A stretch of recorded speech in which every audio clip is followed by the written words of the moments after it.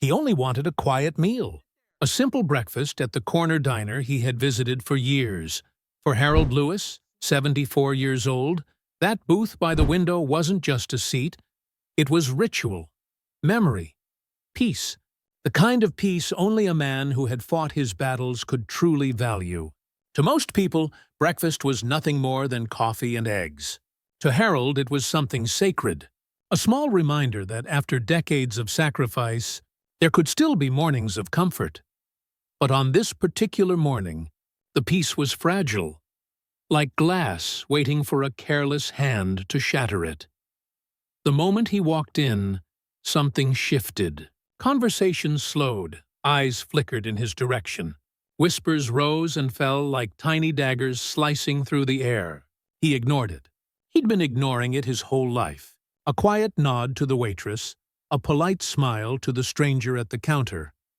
Habits of dignity he refused to abandon.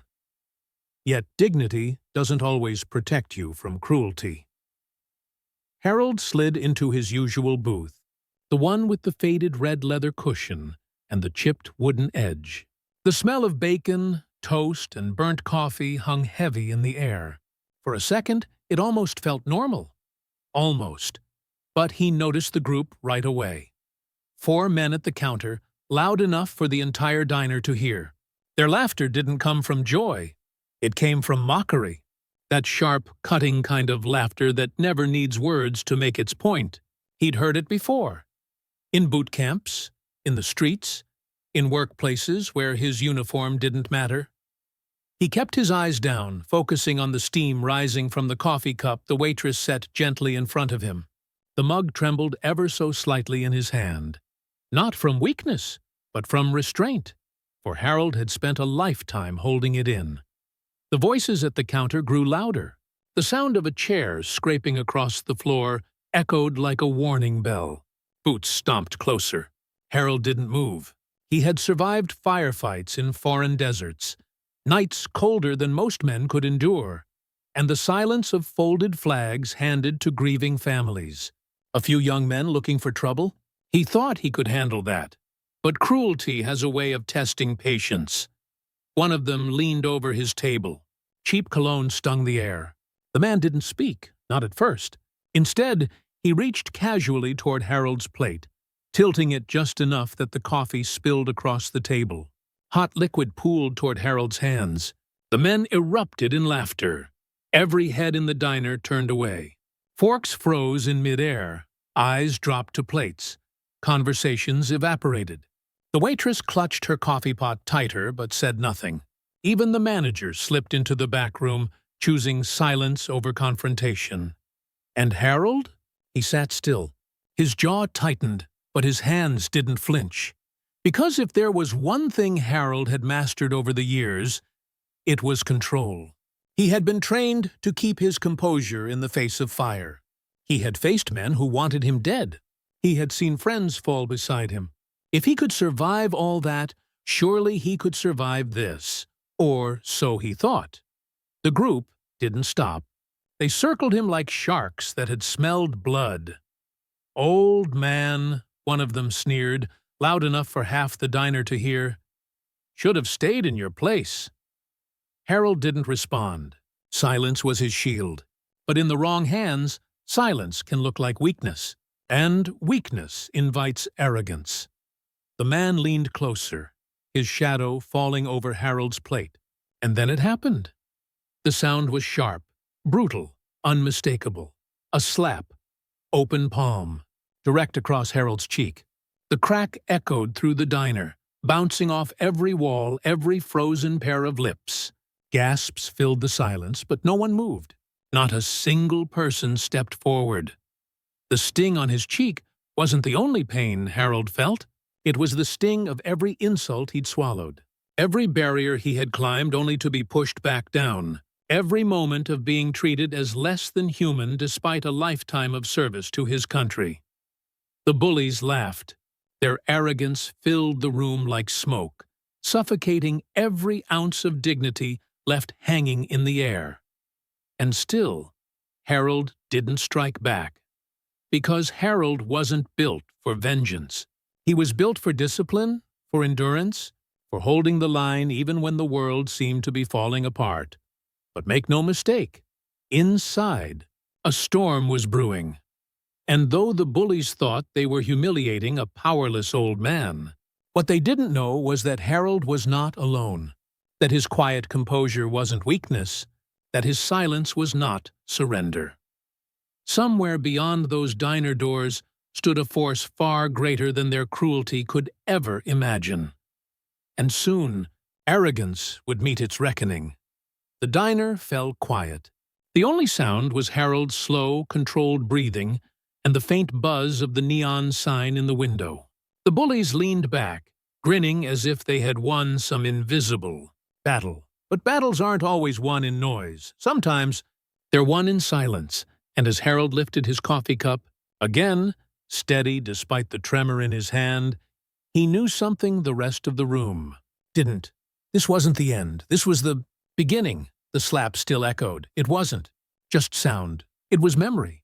It was the sound of every time Harold had been told he didn't belong, every doorway that had been closed in his face, every time his service to the country was acknowledged with words but not with respect. He sat still, his cheek burning, his jaw tight, his eyes locked on the coffee cup trembling faintly in his hand. He refused to let it fall. That cup, in that moment, became his last line of dignity. The bullies didn't see dignity. They saw prey. One leaned down, close enough that Harold could smell the sourness of last night's liquor on his breath. "Look at you," the man sneered, "all dressed up like somebody important. You ain't nothing but a tired old fool, sitting here like you matter. You don't matter." Laughter cut through the diner. Not joyful, not playful, but cruel, sharp, ugly. The waitress froze behind the counter. She wanted to step forward. Anyone could see it in the way her knuckles turned white around the coffee pot. But fear won. She turned her face toward the window, pretending to study the rain streaking down the glass.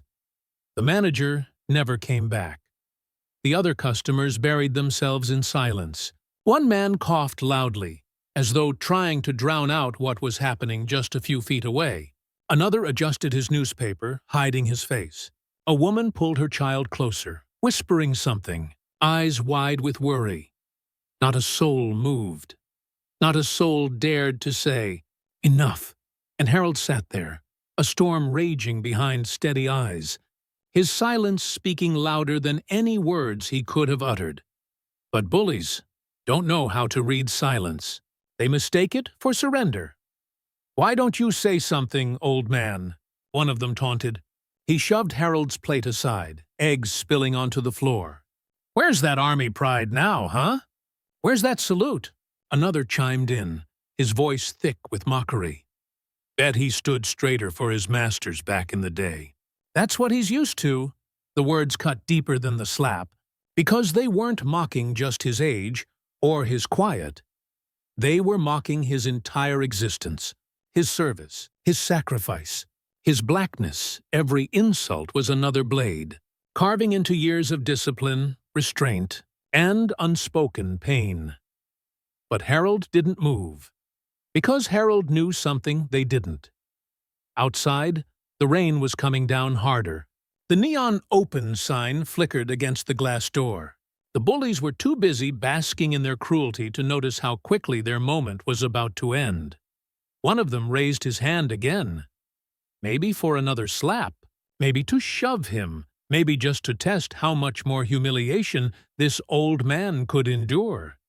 But before his hand came down, the bell above the diner door rang, a sound so ordinary, yet in that moment, it split the air like thunder. Every head turned, and through the doorway stepped a man in a tailored navy blue suit, his shoes polished, his posture radiating authority. The rain clung to his shoulders, but his presence cut through the room like a blade. Marcus Lewis. To the bullies, he was just another customer. But to the rest of the world, his name carried weight. Director of Homeland Security. A man who didn't just command respect. He demanded it. The moment his eyes fell on his father, sitting with spilled coffee and a red cheek, the room shifted. Whispers stirred like wind. Recognition spread like wildfire. That's him. Isn't that? Wait, is that really Marcus Lewis? The bully's smirk faltered for the first time. His hand, still half raised, lowered slowly. Marcus didn't rush. He didn't shout. He didn't need to. Every step he took toward his father echoed against the linoleum floor, each one heavier than the last, each one stripping the laughter from the room. The air was electric, a tension so sharp it made every diner patron sit a little straighter. Marcus reached the booth, placed a steadying hand on Harold's shoulder, and turned his gaze to the men. His voice, low but unshakable, cut through the silence like steel. "Is there a reason?" he asked slowly. "My father is sitting here with coffee spilled on his hands and a mark on his face." The bully opened his mouth, but nothing came out. His arrogance cracked, crumbled under the weight of eyes that suddenly saw him not as a man in control, but as a boy cornered by the truth. The diner didn't just go quiet. It went still, as if the very walls were holding their breath. For Harold, the moment was surreal. He had endured the slap, the insults, the silence of an entire room. But here, standing beside him, was his son. Not just a son, but a man whose authority stretched across the nation. And in that instant, the power shifted. The slap that was meant to humiliate had awakened something far larger than the bully's cruelty could ever contain. The diner, once a stage for humiliation, had become an arena for reckoning. The diner was silent, silent in a way that didn't feel peaceful, but suffocating. Every eye was locked on Marcus. Every breath seemed caught in throats. Every clink of fork or knife had stopped. The bullies, once bold, loud, and certain of their power, suddenly looked small. Their laughter had vanished. Their bravado had drained away. Marcus stood tall, his hand steady on his father's shoulder, his gaze unflinching as it bore into the men across the booth. "Answer me," he repeated, his tone calm but carrying the weight of a man used to commanding entire rooms, entire operations. "Is there a reason my father has been humiliated in front of this crowd?" No one spoke. The leader of the group, the one who had raised his hand, the one who had delivered the slap, tried to find his voice. But when he opened his mouth, only a stammer came out. "We were just messing around. Didn't mean nothing by it." The words sounded hollow, weak. Marcus stepped closer, the sound of his shoes striking the tile floor like a drumbeat of judgment. His presence swallowed the room. "Didn't mean anything?" he repeated, his voice dropping lower, sharper. "You thought it meant nothing to humiliate an elderly veteran who wore the uniform of this country? Who fought for freedoms you take for granted?" The bully's smirk, the one that had seemed glued to his face just moments before, was gone. His eyes darted to the floor, to the side, anywhere but Marcus. The other men shifted uncomfortably. One muttered something about leaving. Another reached for his coat, as though ready to bolt. But Marcus wasn't finished. "You didn't just slap a man," he said, his voice steady and resonant. "You slapped a soldier. You slapped a father. You slapped every sacrifice that came with this uniform." The silence was unbearable. No one dared move. Marcus's words weren't shouted, but they struck harder than fists. And for Harold, sitting silently in that booth, the moment was almost too much. He had endured the insults, the spilled coffee, the sting of a slap. But what struck him most deeply was not his son's power, but his son's presence. For the first time that morning, Harold allowed himself to breathe. The bullies began to shrink into themselves, but Marcus wasn't speaking just to them anymore. His voice was for the room. "And all of you," he said, sweeping his gaze across the crowd, "sat and watched. Every one of you saw what happened here. Not one of you spoke. Not one of you stood." A woman lowered her head, ashamed. The waitress bit her lip, her eyes wet. The man behind the newspaper folded it closed, unable to hide any more. "You let hatred have a stage," Marcus continued, "and by saying nothing, you gave it power." The words hung heavy, pressing down on every witness in the room. Because he wasn't wrong. The bully tried one last desperate attempt at defense. "We didn't know who he was," he muttered. "Didn't know he was your father. And that was the mistake?" Marcus's eyes darkened. His jaw tightened. "You shouldn't need to know who he is," he said, each word deliberate, searing. "His humanity should have been enough." The bully flinched as though struck, the truth cutting deeper than any punishment the law could deliver. The diner was still. Everyone could feel it, the shift, the reckoning, the undeniable collapse of arrogance in the face of dignity and justice. Marcus leaned down, helped his father to his feet.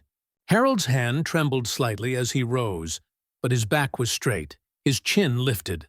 The humiliation he had endured minutes earlier no longer defined him.